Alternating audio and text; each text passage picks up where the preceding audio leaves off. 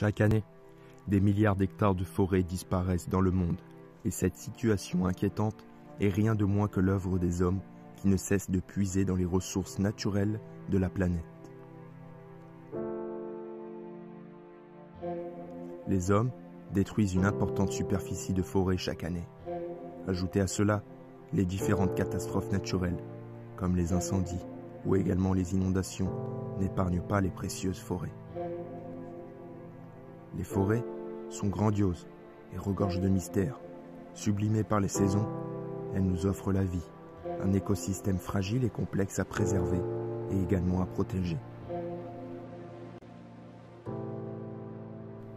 En effet, les arbres servent avant tout à purifier l'air et contribuent de ce fait à réduire la pollution de l'environnement, mais sont également le refuge de nombreuses espèces animales, surtout si on parle des immenses forêts dans lesquelles un important écosystème s'y abrite.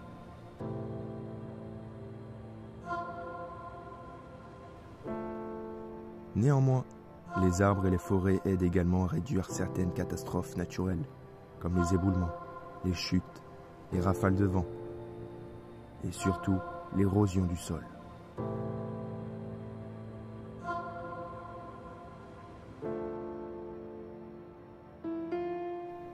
Si jamais les forêts disparaissent, la Terre deviendra rapidement invivable. Et même si la technologie humaine pourrait tant bien que mal freiner les conséquences de cela, il faut dire que ce ne serait que de très courte durée, car sans les arbres, la vie sur la planète sera impossible et commencera par la destruction de l'environnement, la disparition de toutes les espèces animales terrestres, ceux qui vivent en milieu aquatique à cause de la raréfaction de l'eau et enfin de l'espèce humaine qui n'aura plus rien à manger.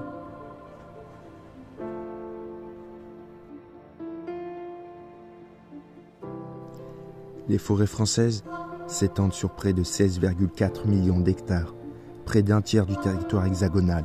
C'est 2 fois plus qu'il y a 200 ans. C'est la 4e plus grande en surface en Europe. Derrière, nous aurons la Suède, la Finlande et l'Espagne. La forêt française est aux 3/4 privée et environ 13% de sa superficie sont issus des plantations.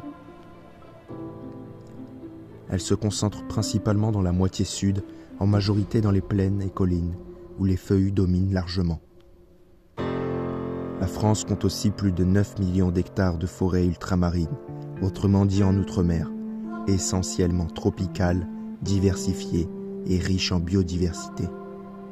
16,4 millions d'hectares en forêt de métropole et 9 millions d'hectares en outre-mer. Elle fonctionne en partie grâce à la photosynthèse. Les forêts capturent le carbone et jouent un rôle écologique majeur dans la lutte contre le changement climatique. La forêt influe de manière positive sur les conditions environnementales avec l'évapotranspiration, l'albédo. Lorsque le rayonnement solaire arrive sur le sol de notre planète, il est en partie réfléchi. Cette réflexion qui dépend de la couleur et de la matière de la surface concernée est nommée albédo. C'est ce phénomène qui permet d'expliquer en partie les basses températures dans des régions polaires. Feuillage filtrant, obstacles physiques, aux mouvements d'air horizontaux. Elle contribue à la disponibilité globale en eau, à la régulation des débits de crues et à l'atténuation de la pollution des eaux souterraines et superficielles, nitrates, phosphates, pesticides. Certaines forêts ont un rôle protecteur contre les aléas naturels, comme les avalanches, les glissements de terrain, chutes de blocs, les crues et inondations, en particulier en zone montagneuse. Des points d'alerte s'accélèrent jour après jour.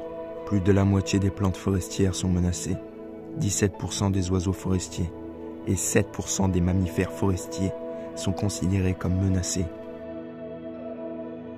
Sans compter les amphibiens et les insectes.